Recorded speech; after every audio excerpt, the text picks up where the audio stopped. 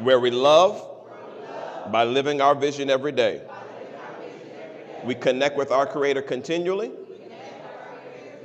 We confess our deliverance consistently. We commit to serve creatively. We communicate Christ's love compassionately. Pastor Andre, feed me this word. Come on and put your hands together one more time for the word of God. Amen. Last Sunday, we talked from the topic choking hazard. And we were looking at the parable of the sower. And we asked you this question: what are you playing around with that has the potential to choke you? And we showed you how when you are immature, especially as children, normally with their toys, they have to say this toy is a choking hazard, because immature people don't know how to get entertainment without getting choked. And so Luke 8:14, it said this. It said, "And as for what fell among the thorns, they are those who hear, but as they go on their way, they are choked by the cares and riches and pleasures of life, and their fruit does not mature." And so then we asked God, we said this out loud, and we'll say it again: God help us, remove the choking hazards in our lives and become good soil. And then we'll tell you what good soil means. Luke 8:15. "As for that in the good soil, they are those who, hearing the word, hold it fast in an honest and good heart and bear fruit with patience." And so it's not a rush. This is not a rush job. This is a marathon. This is not a sprint. This walk with God is a marathon. It is a 5K, a 13K, a 26K. It's a long haul. When you're in a sprint, you get down in the blocks, you wait for the gun, and you fire off. In a marathon, everybody's standing up, because I'm in this for a while. Having said that, today's message, the title of today's message, is going to look like it's contradictory to what we just talked about. Because when we talked about the choking hazard, we said that it is the cares of this life. The one scripture says the deceitfulness of riches and the lust for other things is what chokes the word out of us. And we made the inference that oftentimes doing what is right, just going to a job, or trying to advance in your career, or trying to achieve success, trying to parent your kids, even though that's good and well, it has a tendency to choke the word out of you. And so we said you have to be careful. So the title of today's message will look contradictory, but give me some time to explain it. Today's message is simply this: secure the bag. Somebody say, secure the bag. Now, this is a terminology that we see in maybe hip hop culture. It's something that young people say. It's something that maybe younger people use. You hear it a lot with the millennials. And so what I wanted to do, I wanted to give you a definition to help you since we're a multi-generational church, I want to get everybody on the same page by giving you a definition. Now, the definition I'm going to give you comes from something called Urban Dictionary. Let me talk to my older saints just for a second. If you've never been on Urban Dictionary, this is not the time to try it out, because you might read some stuff that's going to be a hindrance to your spirit. So just take my word for it. This came from Urban Dictionary. Don't get curious now. Now, to my millennials and my younger folk, y'all have already been on there, so y'all know what it is. So secure the bag is this. It says the bag being anything you want / desire. You must obtain it or accomplish your goal. Whatever you want or desire, get it, grab it, secure it. You must obtain your goal. You must achieve it. You must grab it. Some people call it success. Some would call it marriage. Some would call it a bank account. Some would call it a PhD. But whatever you're going after, secure it. Now, how can I preach to you about securing a bag if I told you that sometimes going after the things of this world would choke the word out of you. I believe God wants us to understand you can secure the bag. You can go after your dreams. You can grab the thing that you really desire, the thing that's beating and pumping in your heart, the thing that wakes you up, the thing that you dream about. You can get it, but there's some ground rules in the way you go after it. So I want you to secure the bag. I want you to drive what you want to drive. I want you to live where you want to live. I want you to vacation where you want to vacation. I want you to be in the career you want to be in. But I don't want you to lose the word of God and the desire for God. So secure the bag by all means, but don't be choked in the process. Grab, achieve, dream, hope, faith, believe, secure it, but temper yourself in it. And I believe there's some things that we can show you that can help you as we walk through this to show you how to secure the bag God's way. So say this with me. Say, secure the bag, but do it God's way. All right. I'm going to go to 1 Samuel 25:29. Scripture says this. I have it in the New International Version, then I'm going to give you a couple other versions. 29 in the New International Version says this: even though someone is pursuing you to take your life, the life of my Lord will be bound securely in the bundle of the living by the Lord your God. But the lies of your enemies he will hurl away as from the pocket of a sling. In order to explain this, I'm going to give you just a little background. This is something that a woman named Abigail told David. David was getting ready to kill Abigail's husband because he made a tragic mistake and dishonored the king. And on his way to deal with this guy, and his name was Nabal, I believe. I can't remember his name at the moment. But as he was going there to deal with it, Abigail interrupted him. And with her smooth, sweet talking self, she turned the situation all the way around. And later on, when her husband died, David showed up at the door and said, "You're going to be my wife." She positioned herself for her future. But she makes this statement. She said, "I'm praying for you, David, that the Lord would hold you securely in the bundle of the living by the Lord." I want to see, what does it say in another version? So we're going to put this other version up. And this is the New English Translation. It says this: when someone sets out to chase you and take your life. In other words, David, when you have haters after you, because you can't secure a bag and not get some haters along the way.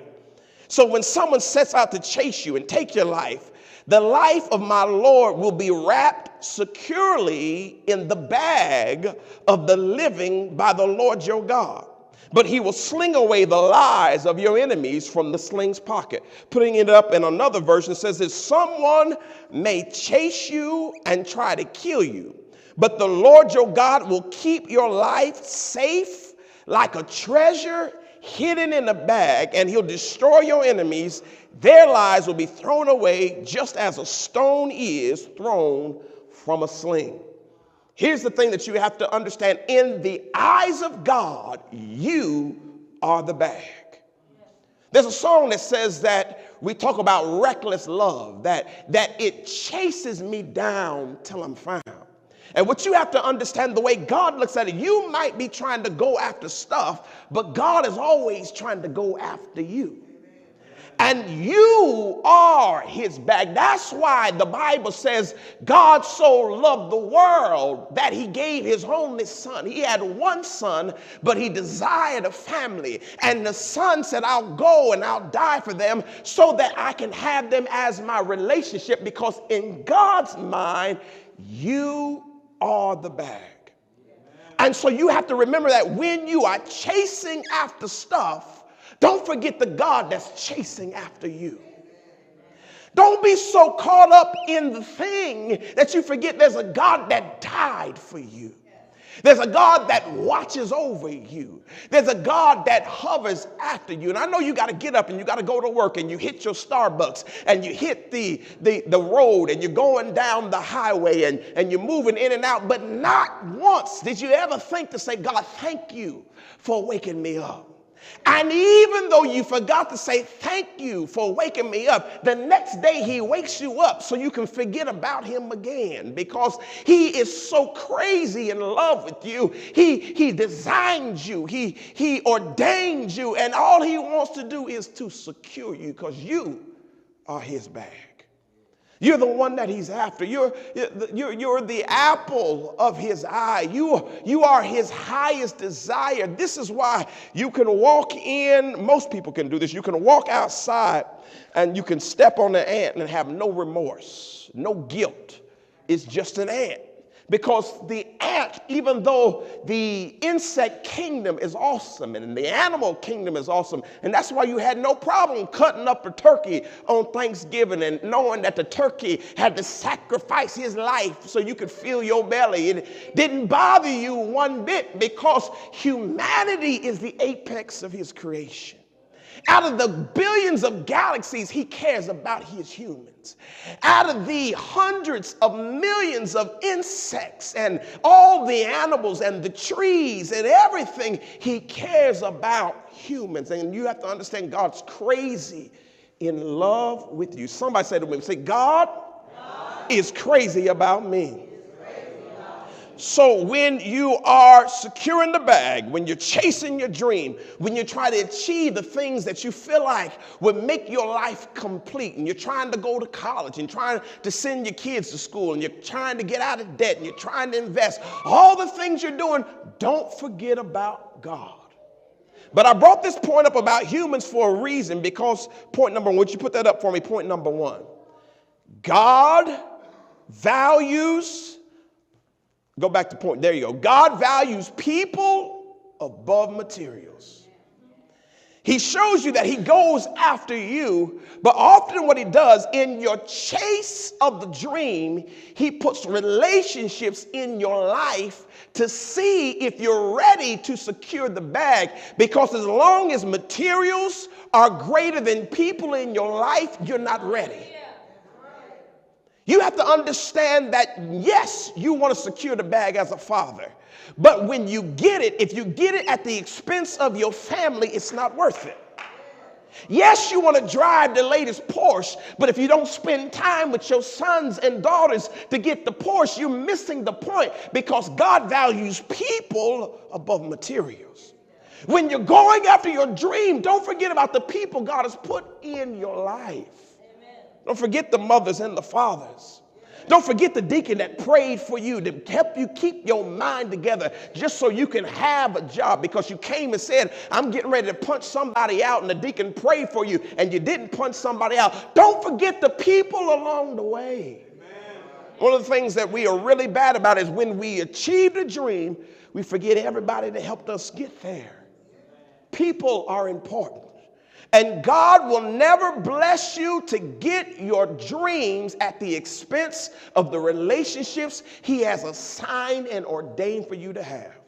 Now, let me say this. I'm 42 years old, and as I get 42, I realize that good friends are hard to come by. If you have one or two good friends in your lifetime, you're a lucky man and you're a lucky woman.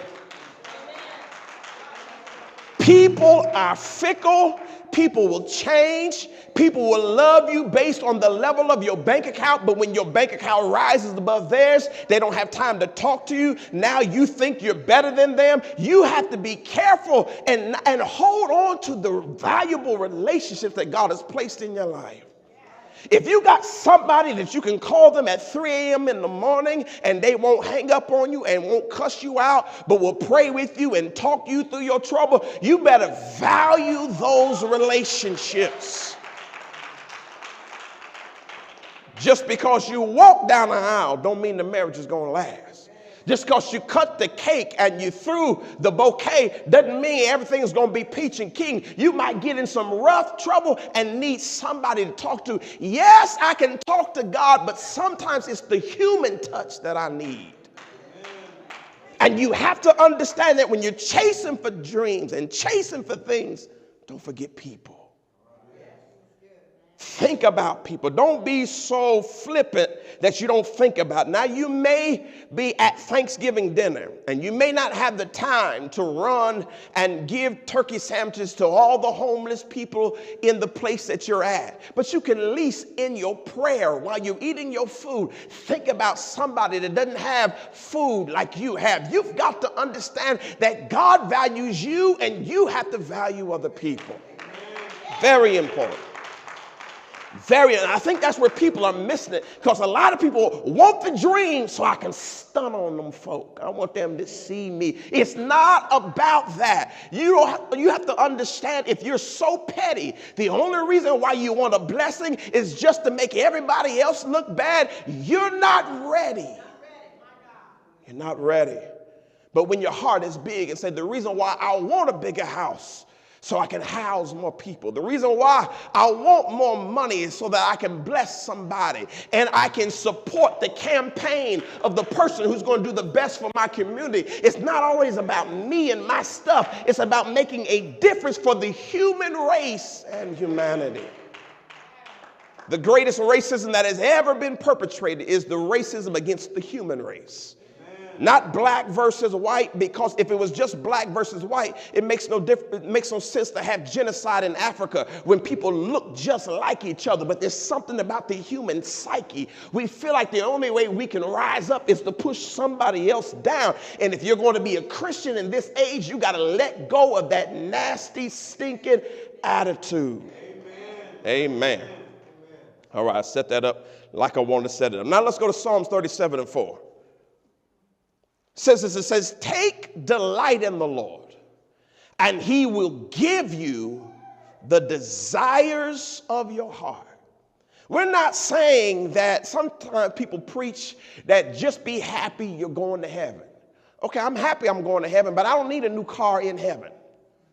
I don't need healing in heaven. I don't need to be out of debt in heaven. I need some of that stuff now. So God says, okay, that's fine, but first take delight in me, because I'm taking delight in you. And if you've ever, I know some of y'all so sexy, this ain't never happened to you, but you ever liked somebody that didn't like you the way you like them? You ever, how they say now, you ever shoot your shot and get put in the friend zone? You know, Creed 2 is out. I'd like to take you to Creed 2. Yeah, come on, get me. And when you go pick them up, they got 3 other folks because they look at you as a friend. They don't see it like you see it. But what about a God that was willing to die for you before you ever said anything to him, and he pours his heart out to you and you don't have time for him? He is great God Jehovah, but he still has feelings. And when he walked this earth, he was touched by the feelings of our infirmities. And so here's the thing. He said, okay, I don't mind giving you the desires of your heart, because first I'm going to give you what to desire. And so I don't mind you achieving your dream, but take delight in me. Make me some type of priority. I know you can't see God, but if you're going to call yourself a Christian, you might as well talk to him. You might as well put him at the top of your list. You might as well act like he's the King of Kings and the Lord of Lords. You might as well act like he's the greatest thing since sliced bread. You might as well treat him like your Savior. You might as well, when there is no church service and there is no music and there is no screens and TV and sound, you might as well stick your hands up and say hallelujah anyhow. David said, I was glad when they said unto me, let us go to the house of the Lord. And the reason why, because when I'm by myself, I have church by myself. I don't need a church to have church. But when you open up the doors, I'm ready to come in and I'm ready to worship God together. Oh, magnify the Lord with me. So take delight in the Lord, and he will give you the desires of your heart. So he gives you desire. Now think about this as a heart transplant. When a person has a heart transplant, they have an ineffective heart, and they have another heart that's a good heart. And what they do is they transplant the good heart and pull out the ineffective heart. And here's the thing that you got to understand. Before God allows you to chase your dreams, he's got to deal with your heart. And you can't just name it and claim it and get it right away if he's still got to work on your heart. And some of the trials you go through is to build character so that you can handle what God wants to bless you with. But you're in a heart transplant. He's working on your heart because I'm going to give you the desires of your heart. But first, I got to give you a new heart. David said, create in me a clean heart because my heart's not right. My heart still wants a wife and 2 girlfriends. Baby, your heart ain't right. I've been losing weight. I've been on Weight Watchers, and I can't wait to wear something real tight in church so all the men will be looking. Your heart is not right yet. So God says, I won't even let the Weight Watchers work for you. I'm going to keep you fat until I can deal with your heart. And when you get the right heart, then I can give you the desires of your heart.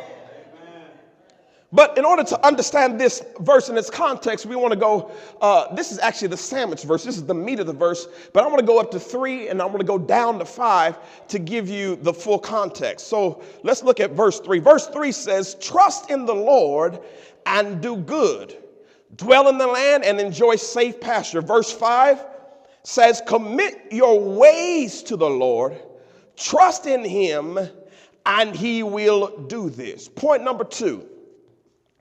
God values his prescribed order above our impatient timelines. See, if you asked me at 22, I would have told you I'm going to be a millionaire at 30. Well, I'm 42 and I'm just 1,000 there. I'm not what I thought I'd be at this moment. And this isn't all God. Some of it was my fault. But one thing I'm learning is God doesn't see time the way we see time. Time is for us. God operates outside of time. And when you have an impatient timeline, I got to have it by this and I got to have it by this. And I'm not going to serve you if you don't do it like this. And if you're going to find out God will test you. Because he's not in a hurry like you're in a hurry. Because he'd rather work on your heart. So in the prescribed order from those verses that we just talked about, I picked out 5 things that I think are important to see. Number 1, it says trust God. First thing you got to do is trust God because he may not be as fast as you want him to be. Number 2, it says you need to be doing good. See, if you are chasing a dream, but you're not doing good, God don't have no business blessing you. If you still believe I'm going to chase this dream, but in order to get a little money on the side, I'm going to sell a little dope on the side to get a little money. Well, no, you're not doing good. Oh, I don't want to get this deep, but let me get this deep. If you still sleep with men to get your bills paid, I'm not judging you, but you're not doing good. And so what God says, before I bless you and release you to go and secure the bag, I got to deal with some stuff. So number 1, trust God. Number 2, do good. Number 3, delight in God. Make him your way. Number 4, commit your ways. Now, I underline this because I want to come back to it later. Commit your ways. And then number 5, it says after you do all that, trust God some more. Now, this is where most of us are stuck. We know about doing good. We know about delighting in God because here we are in church. When other folk don't come to church, this was the Thanksgiving weekend. We are tired and we didn't have to come. So we're here. But number 5 says, trust God some more. This is where it gets tough. When you've done all the things that you think you're supposed to do. You've given, you've prayed, you sold, you loved, you've forgiven folk, and you're still waiting. And God says, trust me some more. Because in order to walk in what God wants you to walk in, there has to be an extreme level of trust. And it goes back to number 4, because number 4 says commit your ways. And there's one scripture that says his ways are higher than your ways. And his thoughts are higher than your thoughts. So what you got to do, you have to go through a process. You got to learn how to trust God. I remember something that happened to me some years ago. We were leaving this church on a Sunday, and I was taking my wife to a restaurant. And it was before the days of GPS, and it was where you had to go and print out MapQuest. And I left the MapQuest at home. And we need to leave the church in order to be there for the reservation time. And so I was like, I need to go and get this thing. And I just knew I didn't have time. And so I was like, God, you got to help me. So I started driving down the highway. I knew it was somewhere in Castleton, so I could get to Castleton just by memory. But once I got to Castleton, I didn't know where I was. And I said, God, you got to help me. And I heard this, turn here, turn there. I followed all those directions, and I pulled into place and was lost as lost could be. And here I am. I didn't want to let my wife know what I did. I was trying to keep her from him. Now, be cool enough for me to tell her, look, I'm lost. We got to do something different. But I was trying to surprise her. And so here I am. I'm looking like this. And I'm like, God, I thought I was listening to you. And sometimes when you're frustrated, it's like God gets quieter the more frustrated you are.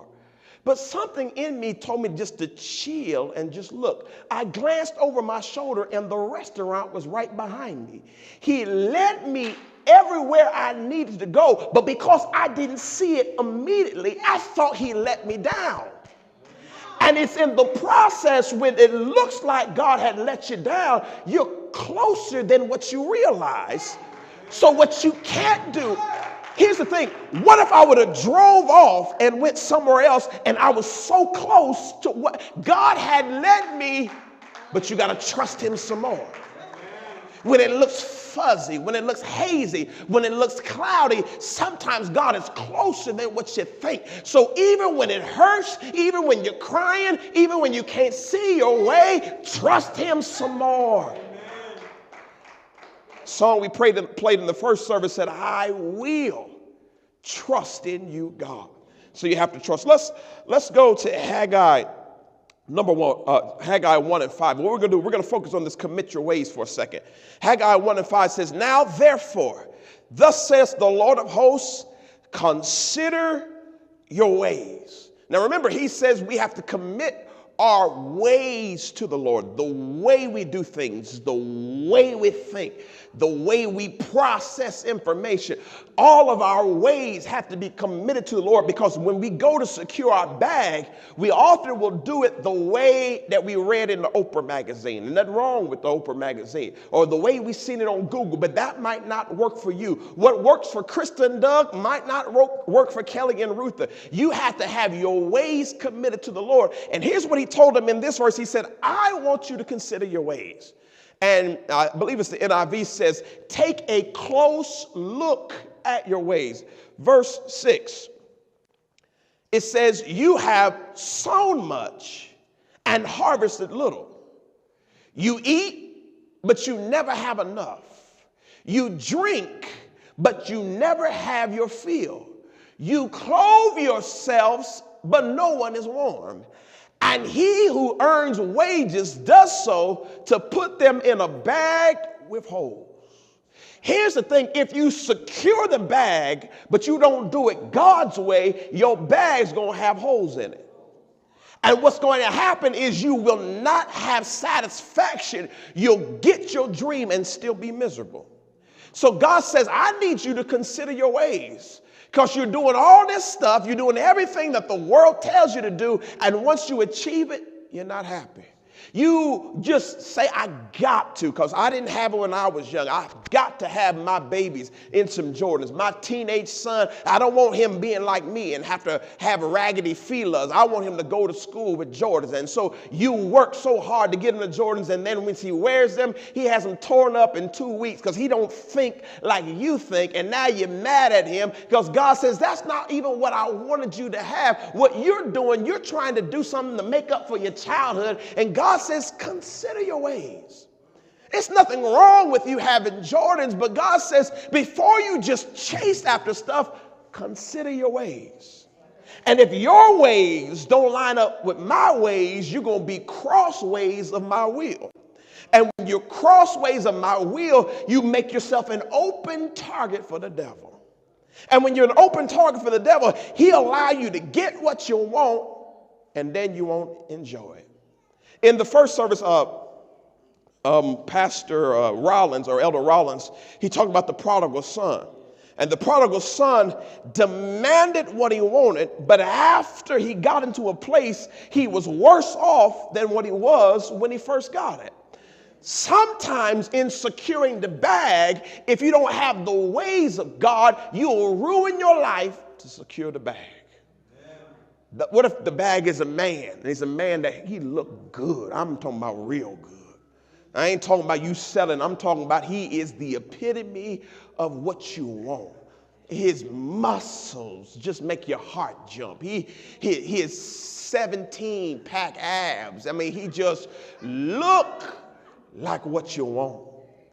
And you're willing to throw everything away to grab what you want, because a good man is hard to come by. And you think all the good men are either married or the ones that could be good are already locked up. So I got to pounce. I got to grab him the moment I get him. But what you don't know, those 17 packs abs helps him hit folk when he's angry. And when you jump and grab him, now you become his punching bag. And later on in life, when you're trying to get away from him to preserve your life, you realize it wasn't worth it. And so what I've got to get you to understand, before you chase for stuff, God doesn't mind having you have stuff. He don't mind having you have a man that looks super good, but he wants you to consider your ways. In other words, this is what he's saying. Check your motives.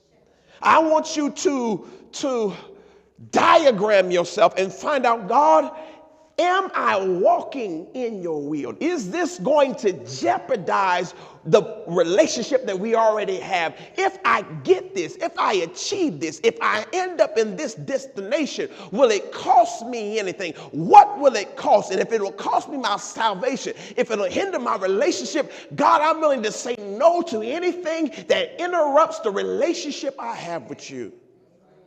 And sometimes you say it this way: any way you bless me, I'll be satisfied. And when you take that approach, God says, I don't want to just bless you anyway. I want to give you the desires of your heart, because the first thing you're doing is you're considering your ways. All right, let's look at verse 7.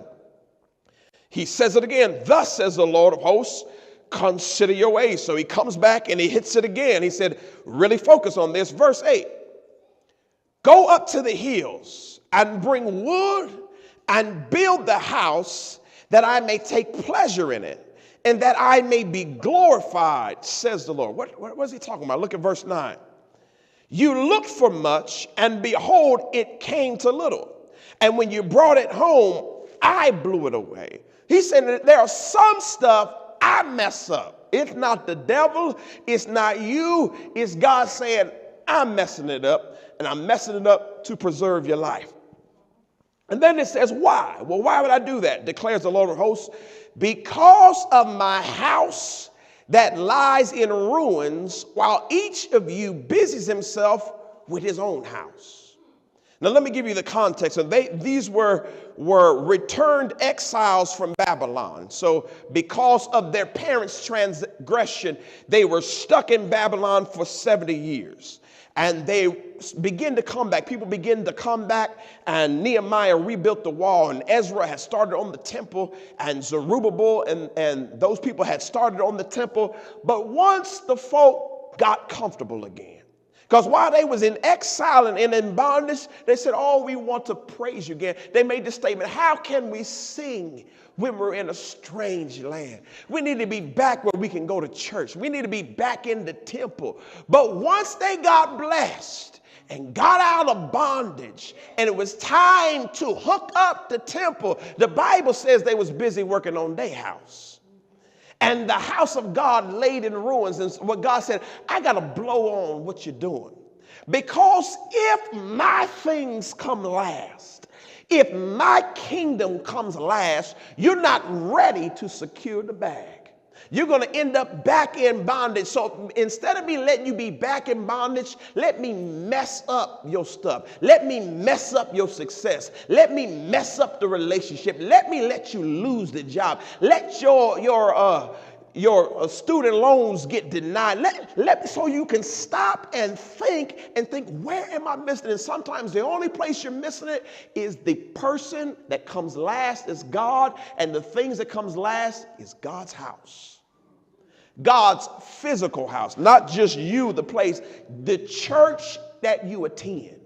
You don't mind spending $15,000 in a year to pull the casino thing as long as you hit 50 or hit something. You don't mind. But how come none of that trickles back to the place where you get fed?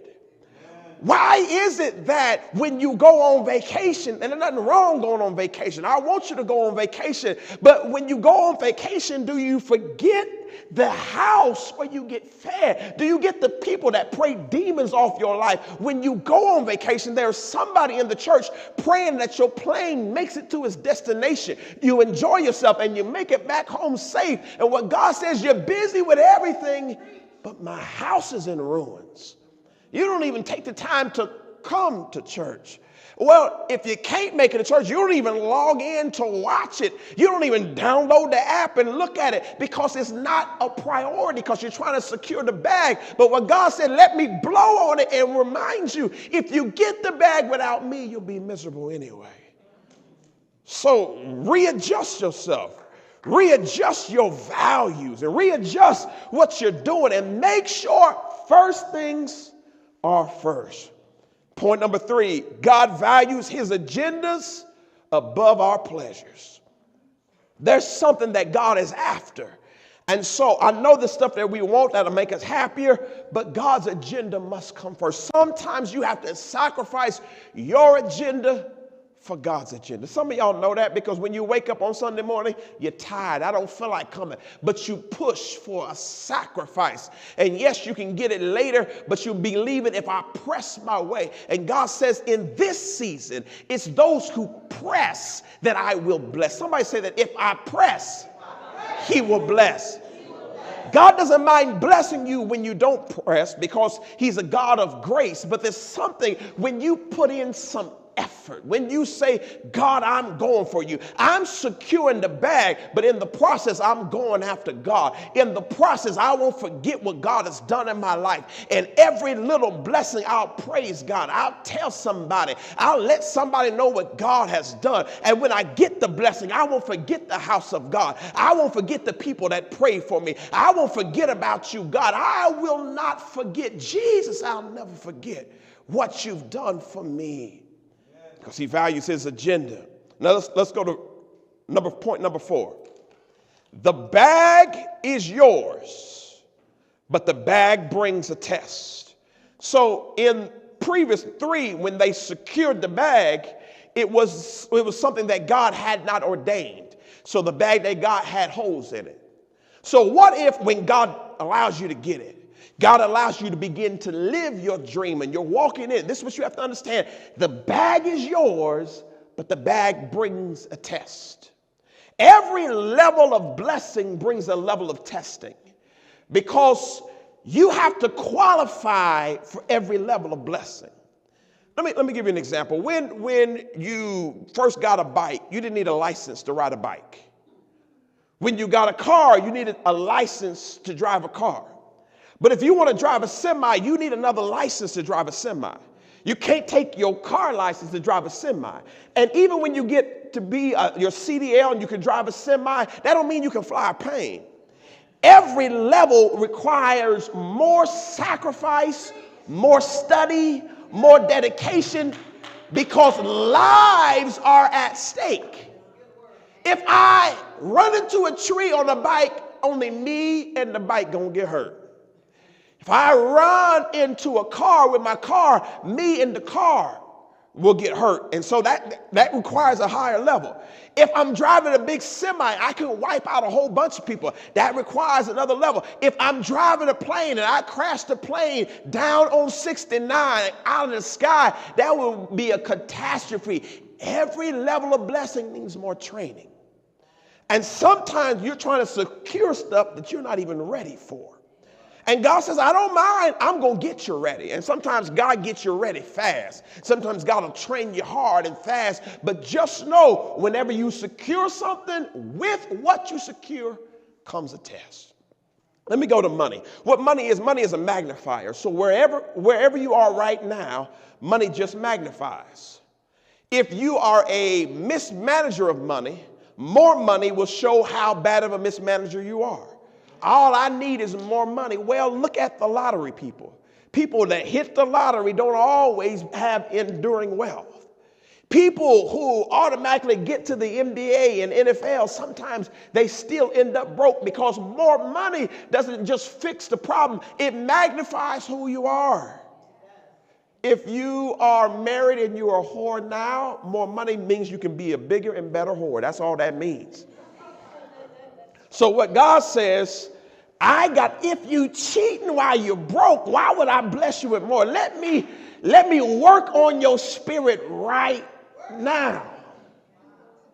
If you take your side piece to McDonald's and get her a fry and a Happy Meal, I don't need to give you more money because you're going to be able to do more with her. Let me work on you now. The bag is yours, but the bag brings a test. So having said that, we're going to be closing by looking at the children of Israel in the wilderness. This is one of the great stories in the Bible to see how they ended up in slavery. Now, it wasn't their fault they ended up in slavery. They came to Egypt because of a blessing. But yesterday's blessing could be tomorrow's failure. So you have to understand when seasons shift and seasons change. Let me give you an example. The Bible says that Elijah was sitting by the brook and the ravens were feeding him by the brook. And then the Bible says the brook dried up. And God told him to go in to find a widow. Now, if he stayed where God was blessing, guess what's going to happen? He's going to fail because the brook dried up. So sometimes what was a blessing yesterday, God is trying to dry it up. And you're so comfortable with yesterday, you don't want to let it go. But when stuff starts drying up, get like frozen and let it go. Let it go. You got something. He was a good man on your last level, but for the level you're going, you got to let that rascal go.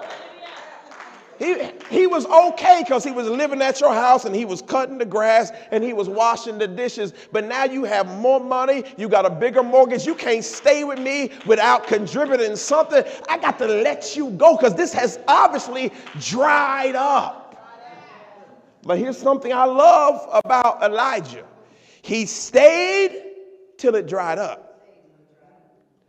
Don't tell me, I have a business idea and I'm going to jump and do this. I want you to keep working your job and do the business on the side until the job dries up. Don't let go of something until it's over and dried up. Then you move into something else. So they got there because of Joseph, and Joseph was the second in command in Egypt. That's what brought the children of Israel there. But things started drying up. There was a new Pharaoh that was coming in, and he didn't understand God, didn't like God, and they didn't have the presence of mind. Let's get out of this situation. They were comfortable where they were. Everything was good, and the next thing you know, they were caught up in slavery, in bondage. And then God sends a man named Moses, and he begins to lead them out, said, let my people go. He gave them 10 plagues, and finally he let them go, and they ended up in the wilderness. Let's pick up Psalms 105:37. He also brought them out with silver and gold, and there was none feeble among his tribes. The Bible says that they plundered the Egyptians. They were slaves one day, and they were walking out with loads of money because God had got on the Egyptians' heads so much, they gave them money to get them out of their lives. Look, get this and go. So they walked out with silver and gold. Nobody was feeble. Silver and gold. Their economics changed in a moment. It wasn't a moment, it was a long period of time. But when it happened, they came out. And what you have to understand, when God changes, he can change it fast. He can change it quick. You can be in one situation and come out somewhere else. You could be making $11 an hour trying to make it ends meet. And one of those 12 applications you put in, now you're making $45 an hour. And you don't even know how to process it because he changed your level. God can do that. But here's the thing. He brought them out and he brought them to the wilderness where there was no place to spend the money. Wasn't no malls. There were no Black Friday deals. There was no buy one, get one free. There was no Roof Chris. There was no Ruby Tuesday. He gave them wealth and held them go through the wilderness. Because before you spend a thing, God says, first, let me test you. Exodus 25:1. Then the Lord spoke to Moses, saying, to speak to the children of Israel. 25:2. Speak to the children of Israel that they bring me what? Bring me an offering. From everyone who gives it what? Willingly, with his heart you shall take my offering. So this idea where you milk people till they give, God said, that's not really what I'm after. If I got to have 12 offerings and we need more money and we got to build this, and if we got to just beg and beg, beg, that's not really what God is after. He said, I'm going to bless them with some money, but now everybody who's willing, I want you to ask them to give. And this is the connotation. Everybody got blessed, but everybody won't be willing. Everybody got blessed by the same God, but some people will take the blessing and will not be willing to return any of it back to God for any of his purposes. And please, when you secure the bag, don't be like that. Because how can God bless you if nothing ever comes back to him? Now here's the real test. After they came out of Egypt and they ended up in the wilderness, they were there for a few minutes, a few moments, if you look at it, a few chapters, and the first thing they did with their money is they built a golden calf. And then they turned around and they said, this is the calf that brought us out of Egypt. After all the plagues God has sent and all that God has done, and God blessed them, they took what he blessed them with, they built something, and they praised what they built, or they praised what they bought more than they praised the one who got it there. And I don't care how saved you are, that is a human test you have to pass, because once you walk in the new house that God blesses you with, you might care more about the new house than the God that gave it to you. When you walk down the aisle and you see your beautiful woman coming down with that beautiful wife, you might forget about the God that brought her to you, because you know and God know you crazy and you don't need nobody, but God cleaned you up, fixed you, blessed your mind, gave you somebody out of your league, but now y'all can't come to church. What? Don't forget the blesser in securing the blessing. And even though I preach it, everybody has to pass that own personal test. It's different for me because I'm assigned to come to church. I'm assigned to be here. I'm supposed to be here. But I could be here and just be going through the motions. I could be here and just pull up a message and preach it just to get y'all in and out. There may not be any real conviction in my spirit. So I say, God, no matter what you do to me, God, no matter what you do for me, God, I want to have the same fire that I've always had. I used to preach in the shower and get happy. I don't ever want to get so sedity that I forget the God that I serve. If folk don't come, if the seats don't get filled, I'm still going to preach, because I thank God for rescuing me and saving me and delivering me. If I don't have a church and if I don't have the ability to pastor, I still have a God, and I still thank God for loving me. We all have to pass that test. We all have to go through the test. Is God still the apple of our eye? I don't mind you securing the bag. I don't mind blessing you. I don't mind you having your dreams. I don't mind turning things around for you. But when I do it, I need you to know this comes with a test. Amen. Look at your neighbor and say, pass the test. All right, verse 3.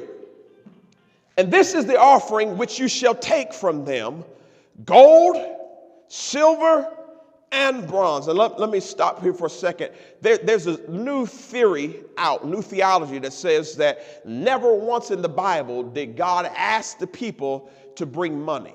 That says that when they talk about the tithe, they tithed corn and they tithed wheat. And so if a church talks about tithe and offerings, they're wrong, because the Bible never asked them to bring money. But they don't know Exodus 25:3. It says, and this is the offering which you shall take from them, not their time where they came to church 12 times. No, I appreciate you coming to church 12 times, but for right now, this is what I need. I need some of that gold, I need some of that silver, and I need some of that bronze. but it's the same gold and silver and bronze that God gave to them. God is never asking from you what he hasn't given to you. And don't get caught up and get so excited. Well, so-and-so gave $1,000. I want to give 1,000. But God didn't give you 1,000 to give. Keep your money. Don't be a fool. When God gives it, then he can ask it from you. But let's look even further. Verse 4 says this: blue, purple, and scarlet thread, fine linen, and goat's hair is what I want. Because what if everybody can't give the gold? What if the only gold they have, they've already poured it into the calf? God said, there's some other stuff I can get from you. And then ram skins, dyed red, badger skins, and acacia wood. 6, oil for the light, and spices for the anointing oil, and for the sweet incense. He said, listen, you got something you can give. Verse 7, onyx stones and stones to be set in the ephod and in the breastplate. Verse 8, now here's the key. And let them make me a sanctuary that I may dwell among them. Let's put it back in context. God has them as slaves because of the Egyptian cruelty. He delivers them and brings them out with silver and gold, puts them in the wilderness. He says, the first thing I want you to do is make me a sanctuary that I may dwell. In other words, what they were doing, they were building the first tabernacle, the first tent. And God says, listen, I want it to be nice. Why is it that the church has to be the raggediest thing? The club can have lights. Not only does the club have lights, they got high-priced liquor, not just that cheap stuff. They got the nice stuff, nice dance floor. But when you come to church, we're supposed to have raggedy toilets and raggedy parking lot. The devil is a lie. Why can't God have some good stuff for his people? Build me a sanctuary that I may dwell. And here's the thing that you have to understand now. In today's age, the sanctuary is not just a church building, but the sanctuary is human hearts. So whatever God blesses you with, always have something back so that you can put it to the building of people and their hearts so that the gospel can go out, that the kingdom can advance, that the kingdom can be taught. Always have something for the sake of the kingdom, because God brought it to you anyway. Now let's look at verse 9. This is where we're closed from. According to all that I show you. This is what he told Moses, ask for this offering. And he said, after you get all this, I want it to be according to all that I show you. That is the pattern of the tabernacle and the pattern of all its furnishings, just so you shall make it. This is what God says. I'm going to give you a vision from heaven. I'm going to give you a pattern to follow. But I can give you the vision. I can give you the pattern. But if the people don't provide the provision, all you have is a vision, but you can't carry out the things that God has given. Sometimes I'm trapped. My vision is bigger than what you see, but I don't have enough people that care enough about the things of God to release some of what God has given them so that we can advance the ministry. I've got the vision, but we don't have the resources, because when people were securing the bag, they forgot about the God that was giving it to them. Now, of course, I'm preaching to the choir because you're here and you've already given. I'm not trying to get another offering out of you. That's not my point. But I'm trying to get you to understand it's time to secure the bag. It's time to grab what God wants you to have. But I want you to understand he's testing you now. And once you come out of the test and you get the blessing, there's more tests. And you have to understand his kingdom has to be priority. What would you give so somebody could have this same relationship that you have? What would you do so that the kingdom could be advanced? What more could you do? And if you say, I can't do any more, well, thank God for all that you've done. But if you say, there's more than I can do. Yeah, I want my dreams, but God, don't ever let me forget that there's a vision being dropped in my leadership. And I don't ever want them not to have the resources to do the greatest thing that they could do. When you hear babies crying in the sanctuary and it's getting on your nerves, don't just let it get on your nerves. Start thinking, how can we build something so that the kids can have a place to go? You have to think about the ministry, because if it's getting on your nerves, it's going to get on somebody's nerves who's not saved, and they're going to leave here and not get what they're supposed to get. And you have to think, I want to not just bless me and my family. I want to see this thing advance. I want to see it blow up. I'm going to secure the bag, but some of it's going to come back to the place where I serve. Amen. Look at your neighbor and say, secure the bag. Let's close our eyes and bow our heads. Dear gracious Heavenly Father, as you've given me this, I really believe that you're opening up doors